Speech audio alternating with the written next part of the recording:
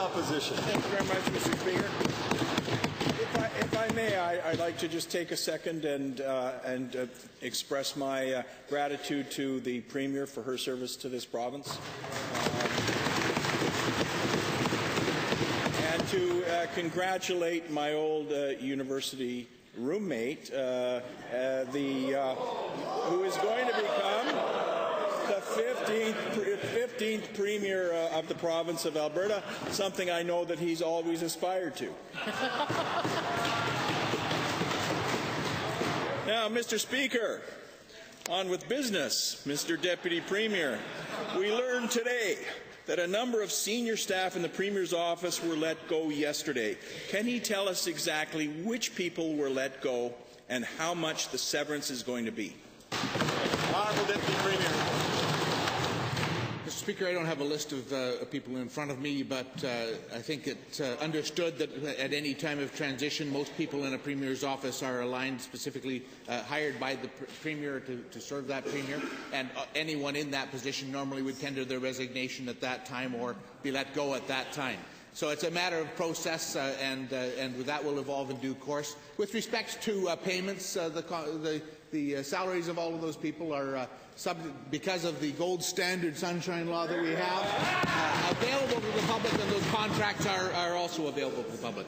First supplemental. Thank you very much, Mr. Speaker. Well, we've had a look at those contracts, and actually the total severance for the senior people in the Premier's office amounts to hundreds of thousands, perhaps $1 million or more.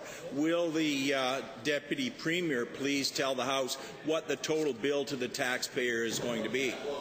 Honourable Deputy Premier. Speaker, that will all evolve in due course. I've had approximately 3 hours on the... Well, I'm not actually on the job yet. That starts Sunday, I guess. So that will all evolve. There are obviously changes when there's transitions in leadership, but it's sort of interesting that for most of the year these people have been hounding at too many people on staff and too many salaries on staff and all of those things, and now when there's a change, now they want to complain about the cost of people leaving. The fact of the matter is, Mr. Speaker, that people come to this to the service of government. They know that it's a volatile job, they know that it's a risky job, and they come out from whatever they're doing in the private sector to do it, and then they... Final supplemental, please. Thank you very much, Mr. Speaker. Well, the Deputy Premier is misstating the position. Of course we want the Premier's office to be shrunk down. We want to know how much it's going to cost to get rid of everybody. And there's going to be new people put in place by this Deputy Premier, and then a few months later there'll be a new Premier. Will he commit that the people that he's going to hire will have short-term contracts with minimal severance conditions? Mr. Speaker, I would think it would be very apparent to anybody that anybody who came to work specifically for me in a role that I take on as interim Premier would be coming for a very short-term period of time, and they would know that and understand that coming in, and they wouldn't have any expectations of it being longer.